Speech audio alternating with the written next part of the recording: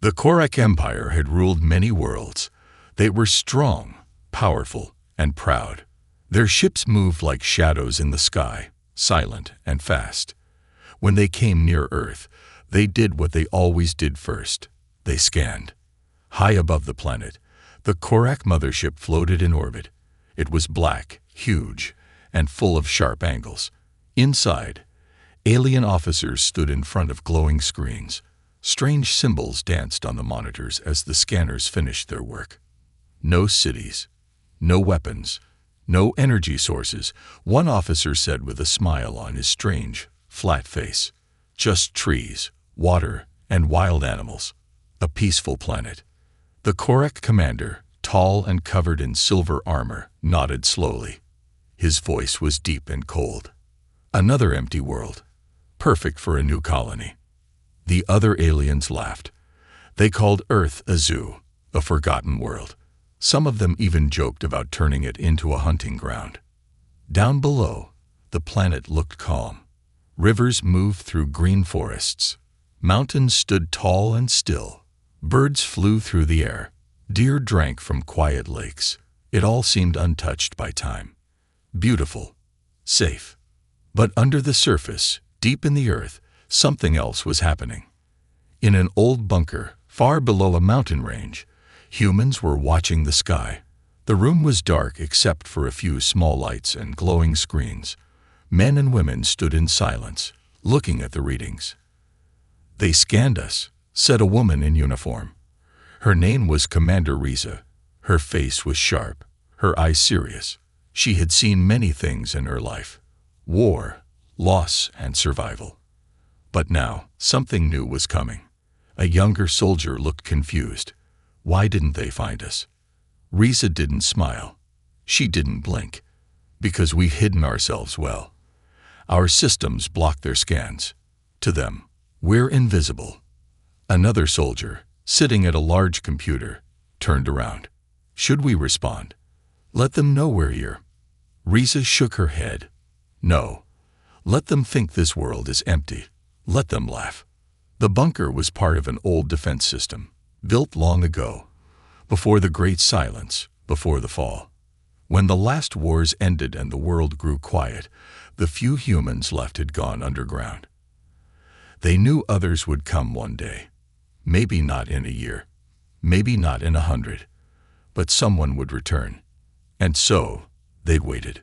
Above ground, Korak landing ships began to fall from the sky like black rain. They touched down in forests and valleys. Their doors opened with a hiss, and tall soldiers stepped out. They wore armor and carried strange weapons that hummed softly.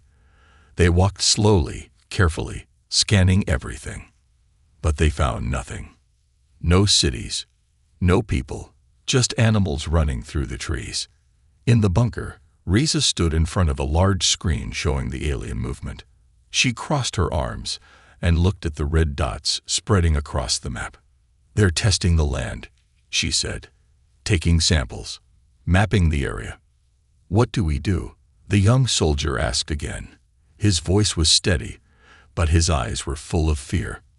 Riza looked at him. Then she looked at the others in the room. Old faces, young ones, all tired, all ready. "We do nothing," she said. "Not yet. We stay quiet. We watch. We learn." She turned to another officer. "Send word to the other bunkers. Full silence. No signals. No movement." The officer nodded and began typing fast. "They believe we're gone," Reza said, mostly to herself. "They think they're safe." Outside, the Korak were setting up their camps. They placed machines in the ground to test the air and soil. They released drones into the sky to map the forests. They sent small scout teams into the mountains. They didn't see the cameras hidden in the trees. They didn't feel the sensors buried in the ground. They didn't know they were being watched every second. One Korak scout stopped and looked around. He felt something strange, as if the forest was watching him back. He raised his weapon, but there was nothing, just wind and leaves. He moved on. Back in the bunker, Riza stood alone in a quiet hallway. She looked at a wall where a large flag once hung. The fabric was old now. The colors faded, but the symbol of Earth was still clear, a planet surrounded by stars. She touched the wall gently. "Let them come," she whispered. "Let them laugh. Let them believe." Her voice turned hard. "But when we rise, we won't stop." In the distance, deep in the mountains, an old machine turned on. Lights blinked. A system checked itself silently. Weapons locked into place. A message flashed across the screen. Status: ready. Far above, the aliens continued to laugh. But down below, in the dark, humanity was still here. And they were waiting. The forest was quiet, but it was not peaceful. The Korak moved through the trees with heavy steps, scanning the area, looking for signs of life. Their machines clicked and hummed softly, picking up data from the ground, the plants, and the animals. Every scan came back the same. No intelligent life. Just wildlife and nature. The Korak officers grew more relaxed. They joked over their comms, saying Earth was nothing but a beautiful garden. One even said it was the perfect place to bring their younglings for training. They believed they had discovered a prize no one else had claimed. But they didn't know they were being watched. Deep under the mountains, beyond stone and steel, humans studied every move the aliens made. Their bunkers had been silent for years, invisible to all scans, protected by ancient technology built during Earth's final wars. These underground cities weren't just shelters. They were strongholds, ready for a future exactly like this. Commander Reza stood inside the central control room. She wore a plain black uniform, her rank shown only by a small silver badge. Around her, engineers and analysts worked in silence, reading data, updating screens, and tracking every alien step on the surface. They'd spread across 3 sectors, one operator reported. "They're taking samples. No signs of defense. They don't expect anything." Riza didn't blink. Her voice was steady. "They think we're dead. They think they've won without a fight." A younger soldier leaned forward. "But why don't we strike now? We have weapons. We have tech. We can hit them hard before they know what happened." Riza turned to him. Her eyes were sharp. "And what if they're holding back? What if this is a trap to make us act first? We don't show our hand until we know theirs." Another screen lit up. The image showed a Korak camp in the center of a valley. Ships had landed. Structures were being built. Machines were scanning the soil. It looked like a construction site. But for Riza, it looked like the start of an invasion. "They're not here to visit," she said. "They're here to take. And when they don't find what they want, they'll dig deeper." In another hidden bunker across the world, a similar scene played out. Humans, quiet and watchful, followed orders to remain unseen. Across mountains, deserts, and even under frozen oceans, the last human strongholds remained hidden. Each one had waited for decades, teaching new generations how to fight, how to survive, how to wait. A small group of elite scouts moved through a dark tunnel in the north. Their faces were painted to match the stone walls. They moved without a sound, carrying weapons built from both human and salvaged alien tech. One of them, a woman named Carrie, whispered to her team. They landed near the old city ruins. "They'll be close to the surface tunnels. We need to mark the exits, seal what we don't need, and prepare fallback points." The group nodded. No questions, no fear. These were not soldiers of the past. These were shadows trained for one thing: resistance. Back at Central Command, Reza stepped into a smaller room. A long table sat in the middle, covered in dusty maps and glowing digital models. Around it stood old generals, scientists, and silent warriors. Reza looked at each of them. "They believe we're gone. We've used our silence well. But they're moving too fast. We need to prepare for contact." A man with a metal arm spoke up. His voice was deep, worn from years of war. "We still have the Skynets. The rail cannons are charged. The phantom mines in Sector 9 are still live. Riza nodded. Good. We don't strike first. But if they find us, we hit back with everything. A siren blinked quietly on one of the screens. A warning. Not loud, but urgent. One of the surface motion detectors had been triggered. South Ridge, the technician said. Korak scout unit. Close to our air intake system. Riza didn't panic. She spoke quickly. Send false heat signals west. Activate fog system in that valley. Keep them guessing. Outside, on the surface, the aliens stopped. Their instruments showed sudden heat nearby, followed by a strange mist. One officer tilted his head. Odd. Something moved. A large signature. Gone now. Probably wildlife. Another said, keep scanning. And they moved on.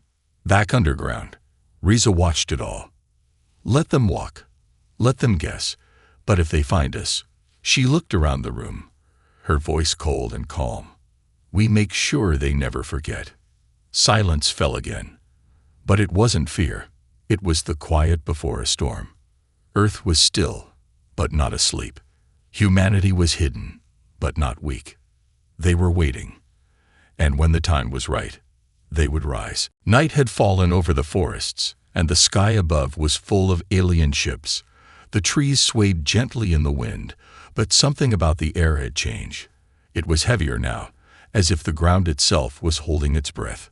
The Korak patrols moved in groups of 3, their metal boots pressing into the earth with quiet confidence. They carried glowing scanners, pointed them at everything. Bushes, stones, trees, but found nothing unusual. The Koraks still believed Earth was empty. Wild, beautiful, but harmless. They had already mapped over half the region. They planned to build a forward base, then call in their workers to start terraforming. Their scouts searched for water sources and rare minerals, ignoring the silence that followed them. But something was watching them. Something old. Something patient. It started with one patrol in the eastern forest. 3 Korak soldiers entered a narrow valley, filled with tall trees and strange rock formations. Their scanners picked up signs of movement. Small animals, maybe a deer. They laughed and followed the signal, eager to catch it. One moment they were there, and the next, nothing. Their comms went silent. No explosion, no sound, just silence. Back at the command camp, the Korak leader frowned. They may have fallen into a hole. Send another patrol. So they sent 3 more. The second group followed the same path. They'd reached the edge of the valley. Then their feed went dark. A flash of static. Then silence. Now the Korak stopped laughing. They sent flying drones to search from the air. The drones went into the valley and saw trees, fog, stillness. Then, as the drone reached the center, its camera caught a flash of movement, something fast, something not animal. And then the screen went black. Inside the underground bunker, Commander Riza watched it all in silence. The drone's final image was now frozen on the screen in front of her.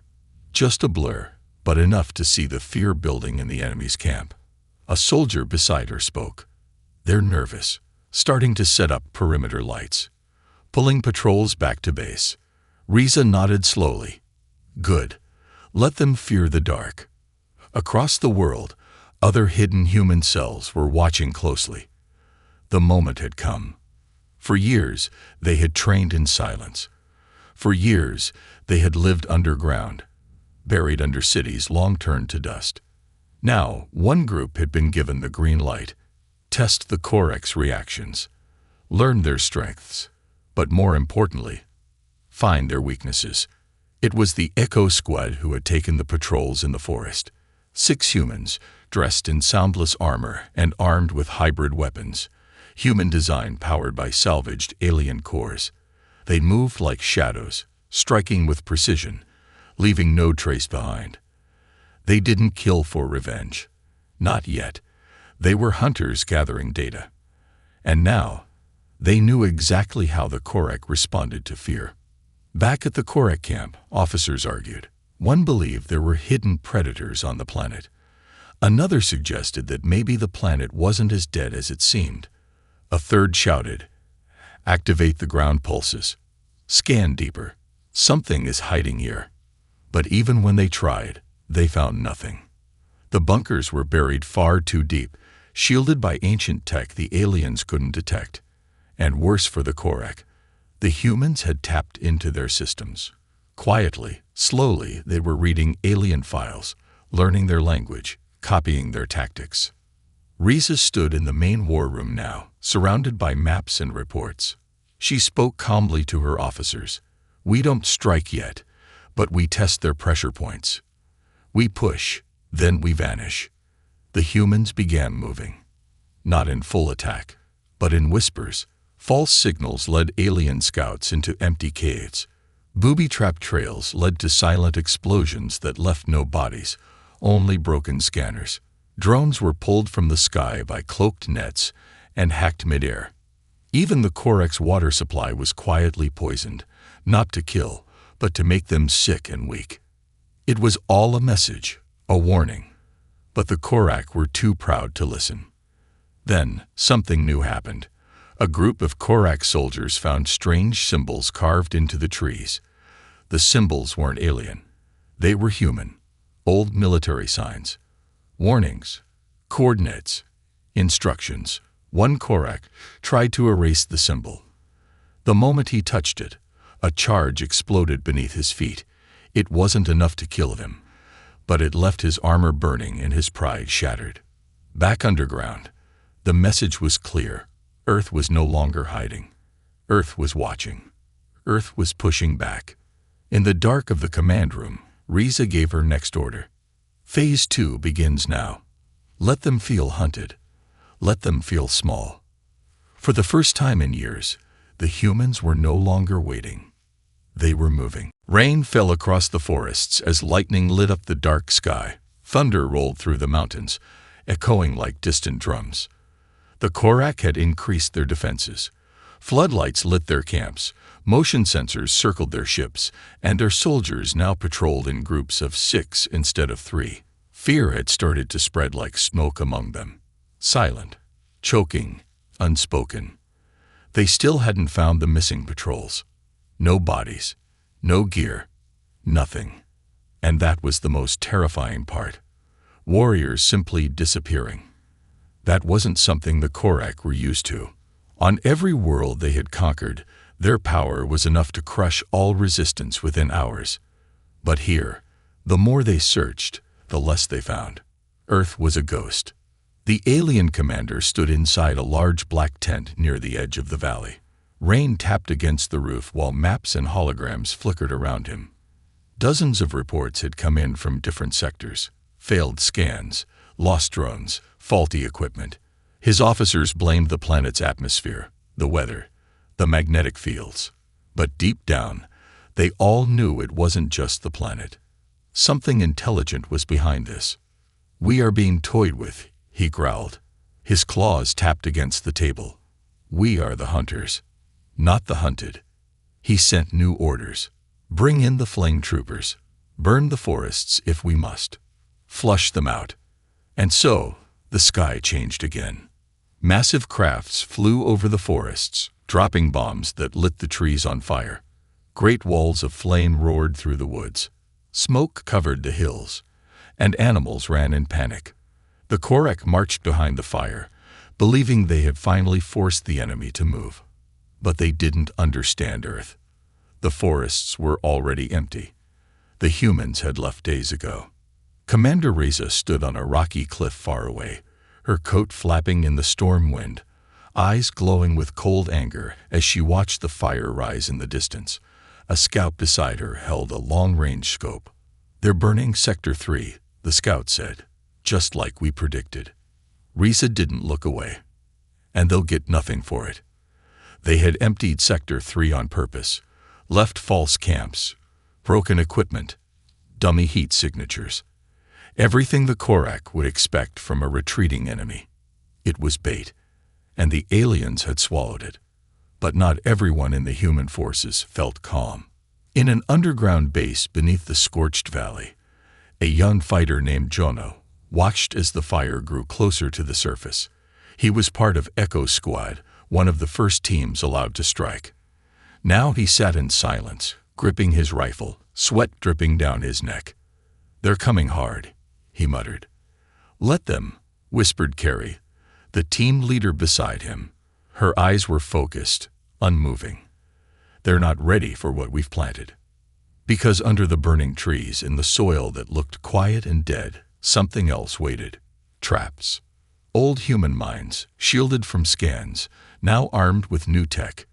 Drones hidden in tree trunks. Turrets that rose from the ground like metal ghosts. And worst of all, signal bombs that screamed into the Korak's private channels, blasting their ears with human voices, war cries, and music from an Earth long gone. The Korak pushed through the fire, proud and full of rage. And then, the ground screamed. Explosions lit up the hills. Trees cracked and fell. Alien soldiers were thrown back by shockwaves they didn't expect. Their comms filled with strange sounds, English words they couldn't understand. "This is our home. We were here before you. We are still here." One flame trooper unit tried to regroup near a cliff edge. They never saw the net cannon hidden in the rocks.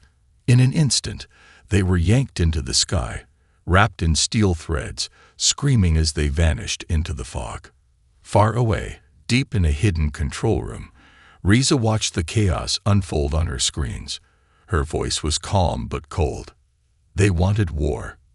Now we show them what that means." In another base, humans stood around an old radio tower. Sparks danced around the cables as the system powered up. For the first time in decades, Earth sent out a signal to space. A warning. A trap. A message. To the Korak Empire, you made a mistake. This planet is not empty. This planet is not weak. We are humanity. And we remember everything. That signal traveled across the stars. Back at the burning valley, the Korak soldiers retreated. The commander screamed at them through comms, but no one listened. Too many had fallen. Too many had vanished. The forest was burning, but the humans had already disappeared, like smoke into the wind. And above it all, hidden in the storm, silent drones recorded everything. Not for attack, for study, because this was just the beginning. The humans weren't finished. They were just warming up. Smoke still hung over the hills, drifting through the air like ghosts. The fires the Korak had started now smoldered uselessly, blackening the earth they had hoped to claim. But beneath the ashes, under rock and steel, humanity was still watching. More alert than ever, more prepared than before. The Korak command had called for reinforcements. Heavier troops, tougher armor, and even their psychic scouts. Creatures bred to feel fear before it happened. But even those scouts had begun to whisper strange things. They felt presence, not machines, not beasts. Minds, countless minds, silent, waiting, sharp like knives hidden in velvet. Now, inside a new base carved into the mountain cliffs, the Korak built defensive towers and called it Fort Spike. They believed higher ground would give them advantage. But what they didn't know was that the mountains were already hollow. They weren't the first ones to claim this place. Deep within those same cliffs, beneath sensors and alien tech, humans had lived here long before the invasion began. Commander Riza sat in a quiet chamber beneath the mountain, looking over new footage. Holograms played scenes of Korak movement patterns, supply lines, and weak points in armor. Around her, generals and shadow operatives stood in silence, letting the evidence speak for itself. "They're tightening their grip," one officer said. "More troops, heavier scanners. If they keep digging, they might find us." Riza's voice was calm. "Then it's time we let them find something." The room fell silent. No one asked questions. They all understood what she meant. Across the valley, Echo Squad prepared for their next mission. This time, they weren't just gathering information. They were setting the trap. Jonah sat on a crate, checking his gear. His fingers moved fast, but his eyes were slower. He wasn't afraid, but something inside him was heavy. Carrie noticed. She crouched beside him. "You thinking about last time?" Jonah nodded. "They're not like us. They don't feel anything. No fear. No pause. They feel one thing," Carrie said. "Confusion. And we're going to feed that until they choke on it." The squad moved out at night, slipping between rocks and ruined trees, guided by old tunnel maps and forgotten human trails. Their goal, the Korak's fuel reserve tank, hidden behind plasma fences and guarded by 3 layers of patrols. But the humans weren't going to fight their way in. They were going to walk through the front door. As the Korak prepared for another day of scanning and drilling, alarms suddenly began to ring. But not because of an attack, because of a code. An old one. An Earth military distress signal, coming from inside their own system. Impossible. Yet there it was, blinking red, demanding attention. While Korak officers scrambled to decode the signal, Echo Squad used the distraction. The code opened a maintenance gate, long overlooked by the aliens. Within minutes, they were inside. Jonah crawled through a vent shaft, no bigger than a manhole. Every sound was magnified. Every breath felt too loud. Below him, 2 Korak guards walked past, speaking in short, sharp clicks. Jonah waited. 1 minute. 2. Then he moved again. Outside, Carrie and 2 others were setting up charges, but not explosives, sonic flash traps, built to disorient. The moment they triggered, the camp would be blind for 47 seconds. Inside the vent, Jonah reached the control core. He inserted a small silver device into the alien panel. Lights blinked. Code began to run. Back at Fort Spike, the Korak commander was mid-sentence when the screens around him went black. For exactly 47 seconds, the entire base went blind. And in those 47 seconds, humanity sent its next message. Jonah's device rewrote the reserve tank's ID signature. It now read as toxic waste, causing automated drones to move it out of the base perimeter for safety. The reserve tank, full of fuel, was now being slowly transported to a ravine full of waiting humans. Carrie's squad vanished just as the lights came back. When the Korak checked their systems, everything looked normal. No alarms, no intrusion, just a slight reroute. Someone blamed software errors.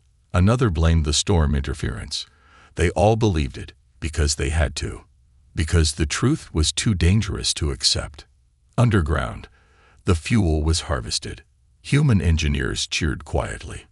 This was more than a victory. It was a sign. Alien tech could be tricked. Their defenses weren't perfect. Their minds weren't ready.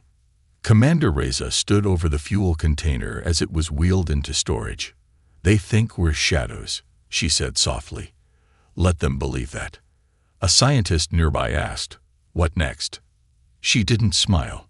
She just whispered, "Now we bleed them. One cut at a time."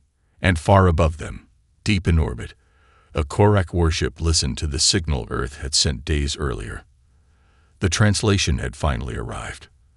The message was cold and simple. "You are not welcome here." Suddenly, Earth didn't seem so quiet anymore. In orbit above Earth, the Korak High Fleet hovered like a curtain of metal across the stars.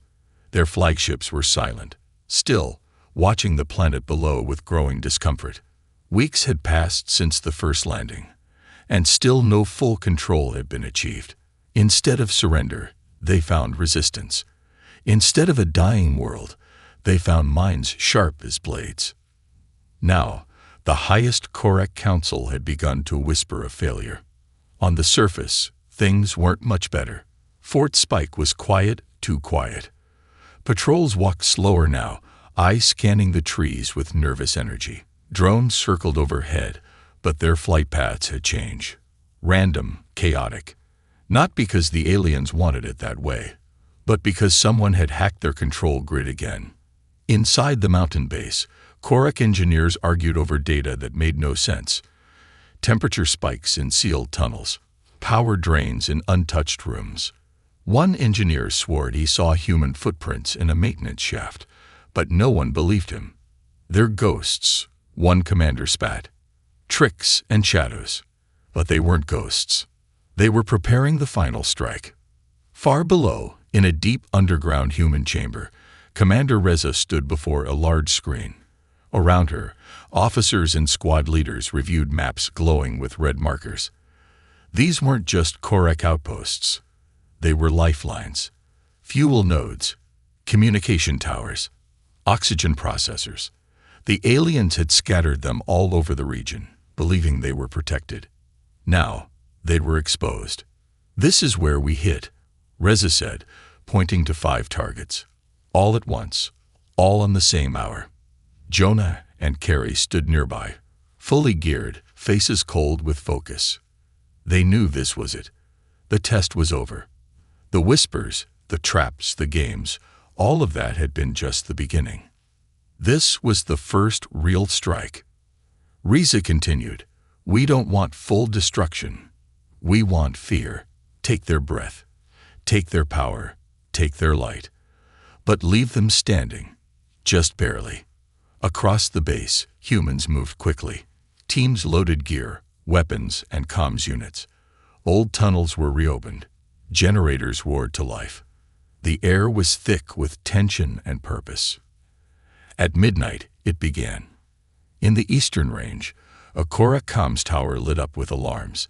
Its outer wall was untouched, but deep inside, wires had been cut. Human infiltrators had slipped in through underground shafts, disabling the entire system in silence. By the time backup arrived, the tower was blind, deaf, and confused.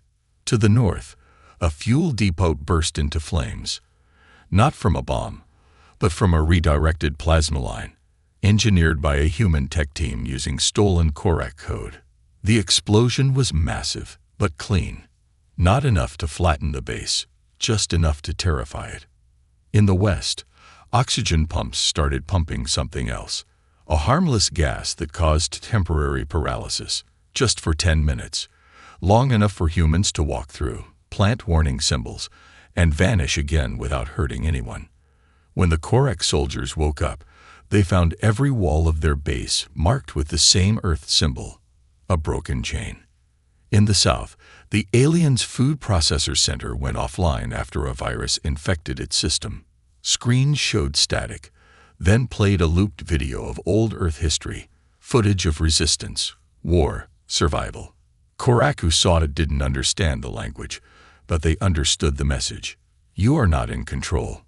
The 5th target, one of the aliens' temporary command centers, wasn't attacked at all.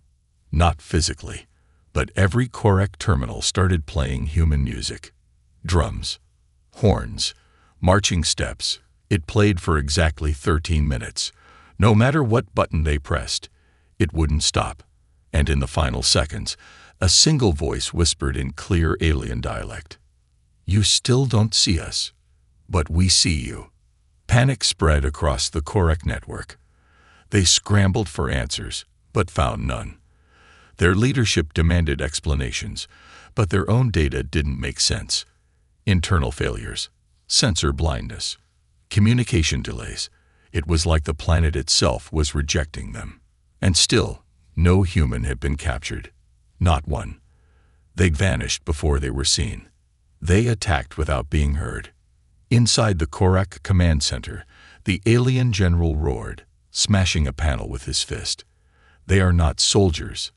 They are wind, smoke, they air. Humans, his second-in-command said quietly.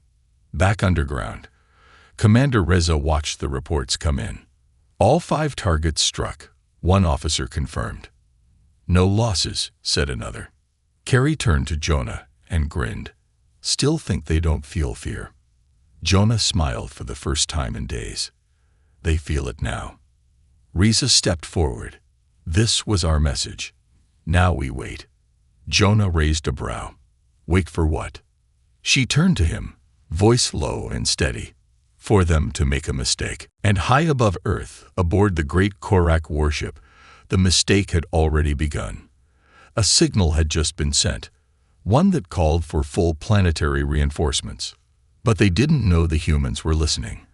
They didn't know that their secret codes had already been cracked. And they didn't know that Earth had more than one army waiting. The sky over Earth was darker than it had ever been. Clouds swirled and churned above the alien warships, obscuring the stars. The Korek fleet was massive. Dozens of ships in orbit, hundreds of thousands of troops on the ground, all in position, ready for the final push to crush humanity. But something was different now. There was a sense of uncertainty among their ranks, an unease that hadn't existed before.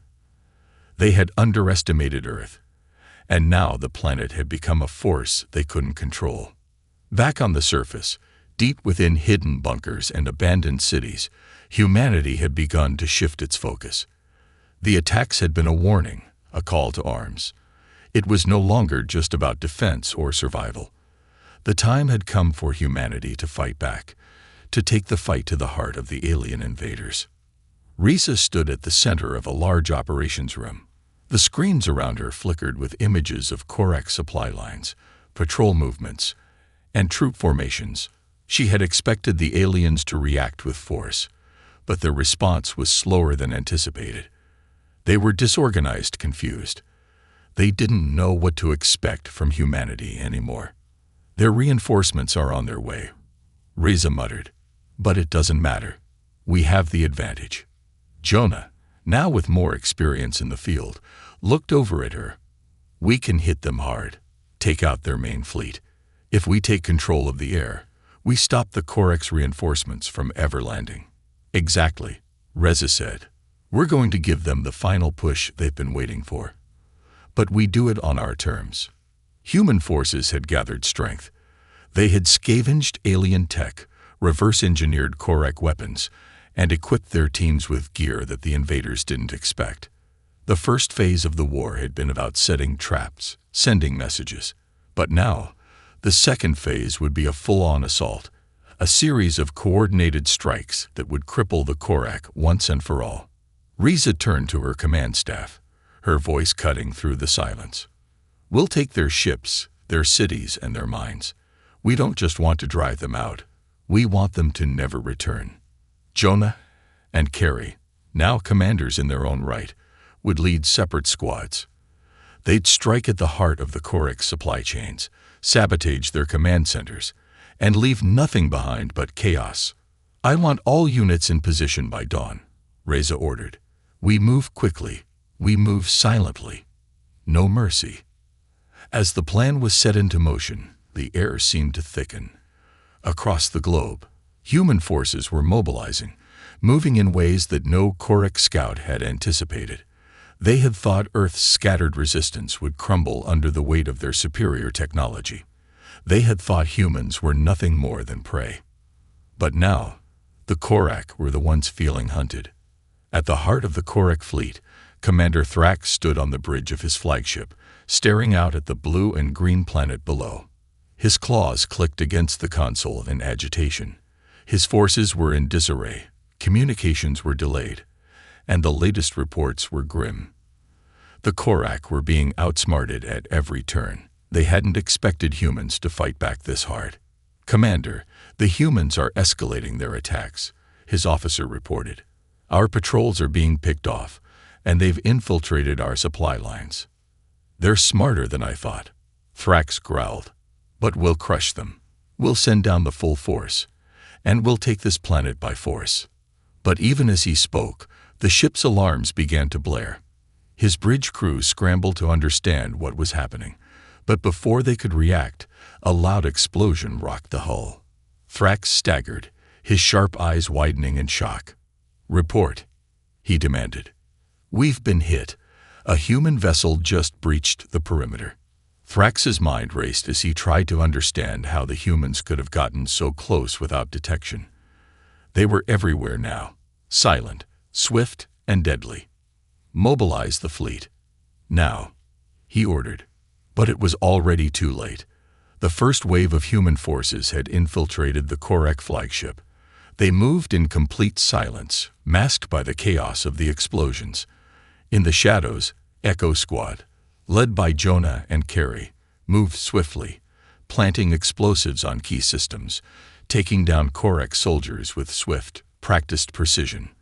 They worked like a deadly dance, leaving no trace of their presence, no evidence of their infiltration. Thrax watched helplessly as the chaos spread. The humans were inside his ship, tearing through his forces like a virus. He roared in fury, but the more he fought, the more his grip on his empire slipped. Back on Earth, the war was shifting. The Korak fleet had been caught off guard, and the human resistance now had the upper hand. The invaders had underestimated humanity's resilience, its ability to adapt, to fight even when all seemed lost. At dawn, Reza's forces launched their final assault. Waves of human aircraft, now equipped with alien tech, swept into the skies, destroying Korak airships and bombarding their remaining defenses. Ground forces moved in, taking control of key strategic points with speed and precision. The Korak were no longer fighting an enemy they could predict. Now they were fighting ghosts, humans who knew how to use the shadows to their advantage. But it was the Korak commander's final mistake that sealed their fate. As the Korak flagship burned above, a signal was sent from the heart of the human forces, a transmission intercepted by the Korak themselves. It was a single message, short and sharp. You have lost. We are humanity, and we will never surrender. As the Korak fleet faltered and began retreating, Commander Thrax, trapped aboard his own ship, realized that he had never truly understood his enemy.